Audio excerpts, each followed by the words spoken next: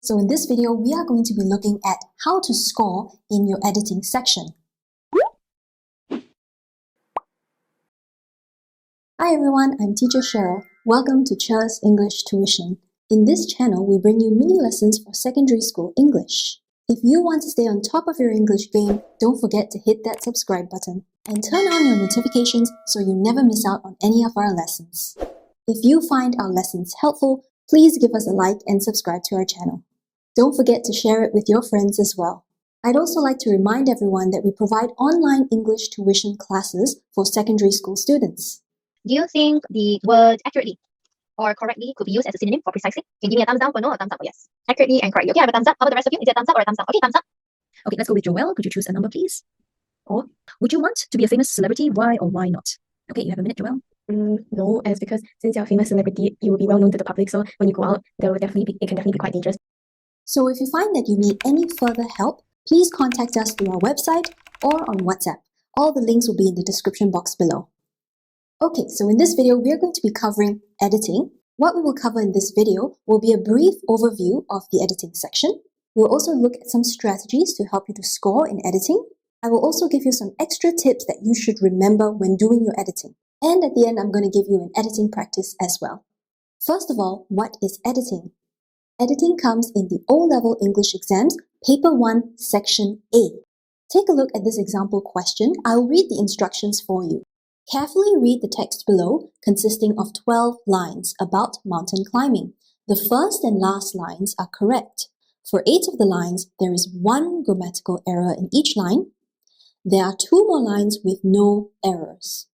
If there is no error in a line, put a tick in the space provided. If the line is incorrect, circle the incorrect word and write the correct word in the space provided. The correct word you provide must not change the original meaning of the sentence. So take a look at this example. I traveled to Kuala Lumpur on train. Now this is a preposition error, so you should circle on, and in the blank on the right, you should write the correct answer by. In the second line, my sister loves adventure films. There is no error in this sentence, therefore you should put a tick in the blank on the right. So let's dive straight into some of the strategies that you can use to actually help you score in the editing exam. The first thing you need to do is to identify the text type and the tense. The second thing you need is to know or to familiarize yourself with the common editing errors. If you'd like more information about this, please watch my previous video. I'll put the link in the description box below as well. And lastly, you will need to evaluate the entire sentence. So let's start with the first one, which is to determine the text type and the tense of the text. There are usually 2 common text types. The first are recounts. Now, recounts are usually written in the past tense. This is because recounts normally tell us about stories that have already happened, therefore, past tense. The second text type are informational texts. Now, this one can be tricky depending on the passage and the context of the passage. Some informational texts are factual texts, and factual texts are usually in the present tense because they give us facts about something. Informational texts can also be in the form of articles. And articles are sometimes in the past tense because they're reporting or telling us about something that has already happened.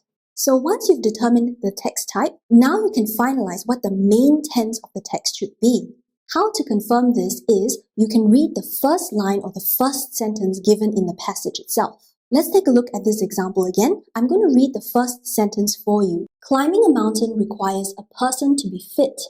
But what is astonishing is how many people arrive at a mountain until carrying out the correct preparation. What I'd like you to do here is to pause the video now, read through the first sentence again, and try to decide what tense is the sentence in.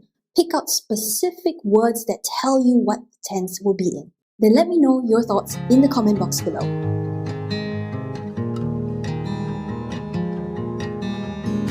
So let's take a look at the sentence again.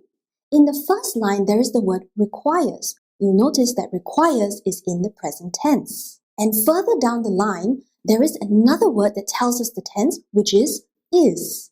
Is again in a present tense. Now, if you had scanned through the text, you'll probably realize by now that this text is a factual text because it tells us factual information about climbing a mountain. So putting it all together, this text should most likely be mainly in the present tense. There is one more thing though. Do take note of any changes in the tense because sometimes the tenses may shift in the text itself. For example, you can look up for dates. Dates can usually tell you whether there's a shift in the tense to past tense or present tense. The second thing you need to know is about the common editing errors.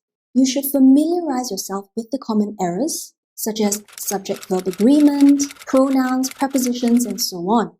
If you'd like a more detailed explanation on the common error types, do watch my previous videos. Again, the links will all be in the description box below for you. Now, these common editing errors are also useful because you can use them to help you identify errors. So maybe in the line, you can try to pick out whether there are any preposition errors or pronoun errors and so on. Remember that the same error type is unlikely to appear more than twice. So if you have picked out a certain type of error 3 times, there is a very high chance that one of your answers is wrong. So let's take a look at this example again. Climbing a mountain requires a person to be fit. But what is astonishing is how many people arrive at a mountain until carrying out the correct preparation. Once again, pause this video, try to identify the error in line 1, and leave your answers in the comment box below.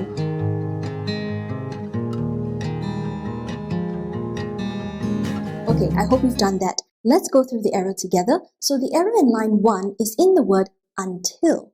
This is a preposition error. If you read the sentence to yourself again, you'll realize that until doesn't make sense because preparations to go on a mountain climbing trip is usually done before the trip itself, not until the trip itself. Therefore, the answer should be before. So let me read the sentence for you with the correct answer again. Climbing a mountain requires a person to be fit, but what is astonishing is how many people arrive at a mountain before carrying out the correct preparation. Okay, so let's take a look at the final and last strategy for today, which is to evaluate the entire sentence. One mistake that many students do is that they look at the word and a word before and one word after, and then they decide on the error itself. You should actually avoid rushing to identify the error based solely on the surrounding words. What you should do is to take account of the entire sentence before you decide on the error. So let's take a look at this example again. I'm going to read the section out to you first. You must provide it with plenty of slow-burning carbohydrates. There is also fewer oxygen at high altitudes, which mean you pant a lot and sweat more than usual, causing dehydration. So an amount of water you drink is crucial. So please pause this video now and try to identify the errors for lines 8 and 9 and share your answers with me in the comment box below.